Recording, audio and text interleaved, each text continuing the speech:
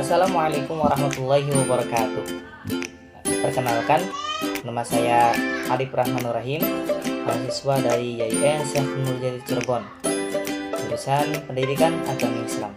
Saya perwakilan dari kelompok 12 akan sedikit menjelaskan mengenai pembelajaran quantum learning pada mata kuliah Perencanaan dan Strategi Pembelajaran Pendidikan Agama Islam yang diampu oleh Ibu Siti Maria Munjian.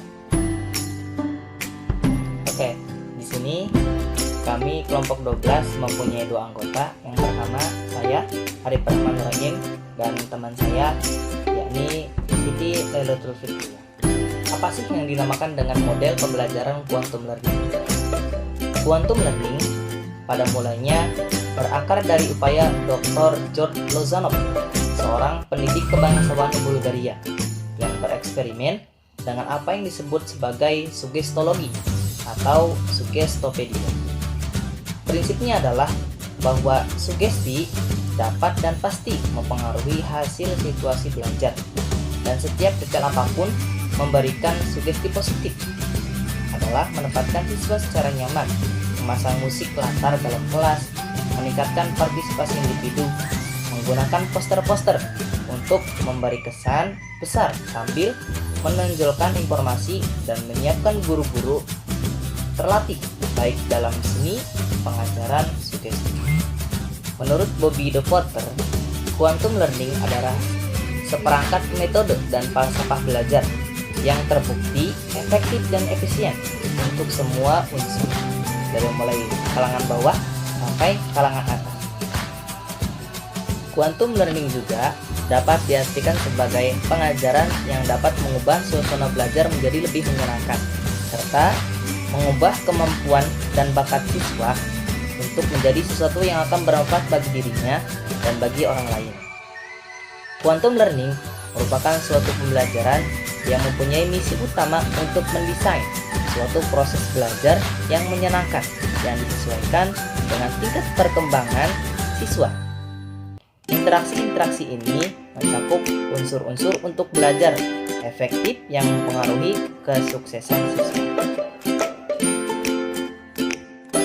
Di dalam model pembelajaran quantum learning memiliki beberapa prinsip-prinsip. Di antaranya ada 5 prinsip dasar dalam pembelajaran quantum learning. Apa saja? Yang pertama adalah segalanya berbicara. Segalanya berbicara itu adalah segala dari lingkungan kelas, dari mulai bahasa tubuh, tata bahasa, kurikulum, kertas yang guru bagikan, hingga rancangan pembelajaran guru, semuanya mengirimkan pesan tentang belajar kepada siswa. Itu yang dimaksud dengan prinsip segalanya. Prinsip yang nomor 2 adalah segalanya bertujuan.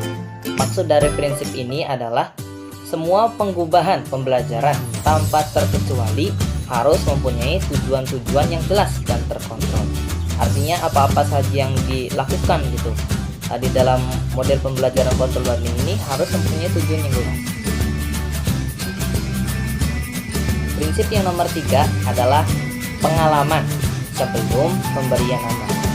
Maksud dari prinsip ini adalah sebelum siswa belajar memberi nama atau mendefinisikan, mengkategorikan, membedakan benda atau sesuatu, itu hendaknya telah diberikan pengalaman terlebih dahulu tentang tentang terkait apa yang akan diberi nama tersebut atau akan didefinisikan.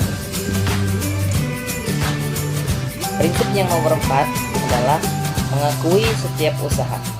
Maksud dari prinsip ini adalah setiap usaha belajar peserta didik hendaknya memperoleh pengakuan dari guru dan peserta didik lainnya. Hal ini dimaksudkan agar peserta didik dapat berani melangkah ke langkah berikutnya dalam proses pembelajaran. Prinsip yang nomor 5, nomor terakhir adalah merayakan keberhasilan. Maksud dari prinsip ini adalah setiap usaha dan hasil belajar yang diperoleh oleh peserta didik hendaknya pantas dirayakan. Nah, perayaan ini diharapkan memberi motivasi untuk kemajuan dan peningkatan hasil belajar pada peserta didik pada kesempatan belajar berikutnya. Pada setiap model pembelajaran tentunya memiliki karakteristik tersendiri. Karakteristik ini disesuaikan dengan tujuan yang akan dicapai dalam model pembelajaran tersebut.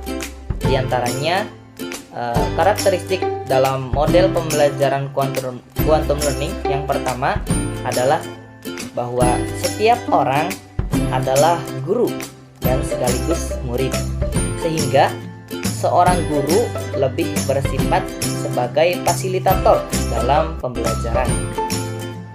Kemudian karakteristik yang nomor 2 adalah proses pembelajaran dilakukan dalam suasana yang menyenangkan, santai, dan rileks, serta lingkungan dan suasana yang tidak begitu formal gitu, sehingga proses belajar siswa akan sangat efektif.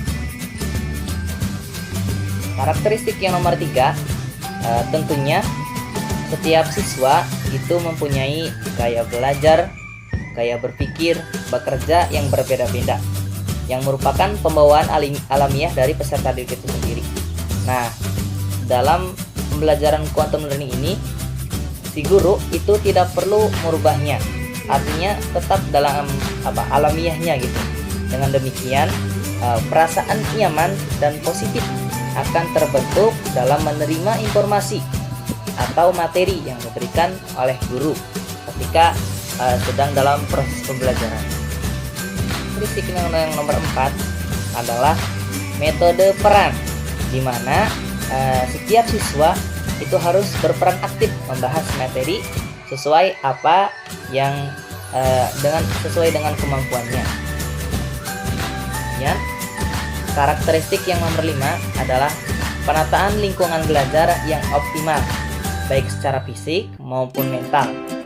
Suasana di kelas yang nyaman dan santai, dengan pengaturan tempat duduk yang di sini berubah-ubah gitu, tidak tetap. Kemudian penataan alat-alat bantu belajar, kemudian temperatur serta pencahayaannya juga harus diatur gitu, sehingga menciptakan suasana belajar yang nyaman dan santai. Karakteristik yang nomor 6, ini karakteristik merupakan kunci gitu, menuju pembelajaran quantum learning. Di dalam quantum learning ini yakni ada iringan musik yang disesuaikan dengan suasana hati, menggunakan berbagai jenis musik, dari mulai musik yang mengubah kesemangatan dan lain-lain gitu lah. Ya, karakteristik nomor 6 ini dengan ketika belajar menggunakan dengan iringan musik ini merupakan sebuah kunci gitu menuju quantum learning. Kemudian karakteristik yang nomor terakhir, nomor 7 dari model pembelajaran quantum learning adalah membina interaksi yang baik antara guru, murid, dan lingkungan belajar. Selanjutnya adalah musik dalam model pembelajaran quantum learning. Sudah disinggung sebelumnya bahwa dalam model pembelajaran quantum learning ini, yakni ketika sedang terjadinya proses pembelajaran itu diiringi dengan musik gitu, dengan iringan musik. Nah, di dalam pembelajaran quantum learning ini, iringan musik merupakan salah satu hal yang penting gitu dalam pembelajaran quantum learning. Mengapa demikian? Karena musik merupakan sebenarnya gitu berhubungan dan mempengaruhi pada kondisi fisiologi siswa. Dengan adanya musik ketika sedang dalam proses pembelajaran, maka siswa akan tenang dan nyaman pikirannya. Pikirannya mengalir dalam belajar sehingga mereka dapat nyaman untuk terus termotivasi dalam belajar. Karena musik memang mempunyai banyak manfaat gitu bagi manusia. Di antaranya adalah meningkatkan intelijensi dan motivasi, mencegah kehilangan daya ingat, dan lain-lain. musik yang digunakan dalam menata lingkungan quantum learning yaitu musik yang disesuaikan dengan kondisi siswa, dengan cara siswa memilih sendiri jenis lagu yang akan diperdengarkan ketika proses pembelajaran. Tujuannya agar siswa lebih santai dan nyaman gitu mendengar lagu-lagu kesukaan mereka ketika dalam pembelajaran berlangsung. Namun penggunaan musik ini dalam lingkungan sekolah tidak sebebas gitu, tidak semudah dan tidak sebebas di tempat yang lain di luar sekolah. Ada dua hal yang mesti diperhatikan ketika memperdengarkan musik ketika sedang proses pembelajaran. Di antaranya volumenya tidak terlalu tinggi gitu, tidak terlalu keras sehingga dapat mengganggu aktivitas kelas lain. Kemudian yang kedua adalah tata letak sound system atau laptop atau apanya gitu tidak mengganggu siswa ketika dalam proses pembelajaran. Kemudian tegaskan kepada siswa bahwasanya dengan adanya iringan musik ini tidak memecah konsentrasi kepada materi yang sedang disampaikan oleh guru ketika dalam proses pembelajaran berlangsung. Di antara musik atau lagu yang disarankan adalah musik yang bertema tentang kesemangatan atau motivasi, atau yang nadanya yang membawakan pikiran tenang atau rileks gitulah. Selanjutnya yaitu pembahasan mengenai langkah-langkah menerapkan model pembelajaran quantum learning. Adapun langkah-langkah yang dapat diterapkan dalam pembelajaran model quantum learning yaitu yang pertama dengan cara kekuatan ambak. Kekuatan ambak adalah pemberian motivasi. Motivasi sangat diperlukan dalam belajar karena dengan adanya motivasi, rasa keinginan untuk belajar akan selalu ada. Yang kedua yaitu penataan lingkungan belajar.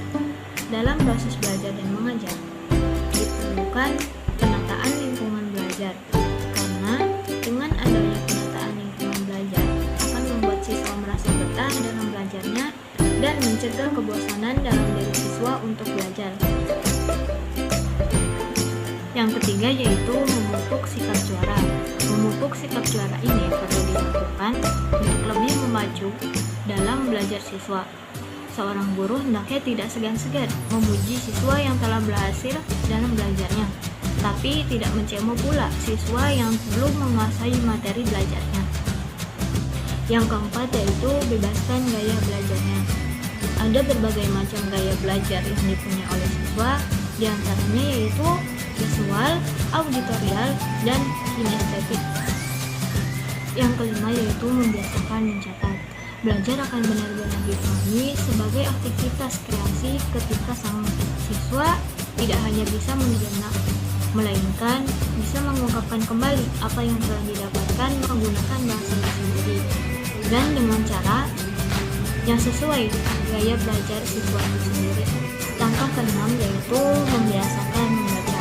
Salah satu aktivitas pembelajaran yang cukup penting adalah membaca, karena dengan membaca akan menambah wawasan dan pengetahuan, meningkatkan pemahaman dan berdaya ingat. Seorang guru hendaknya membiasakan peserta didiknya untuk membaca, baik buku pelajaran maupun buku-buku yang lainnya. Yang ketujuh yaitu menjadikan peserta didik lebih kreatif. Peserta didik yang kreatif adalah peserta didik yang ingin tahu, suka mencoba, dan senang bermain. Dengan adanya sikap kreatif yang baik, peserta didik akan mampu menghasilkan ide-ide yang segar dalam belajarnya. Langkah terakhir dalam pembelajaran model quantum learning yaitu melatih kekuatan memori peserta didik.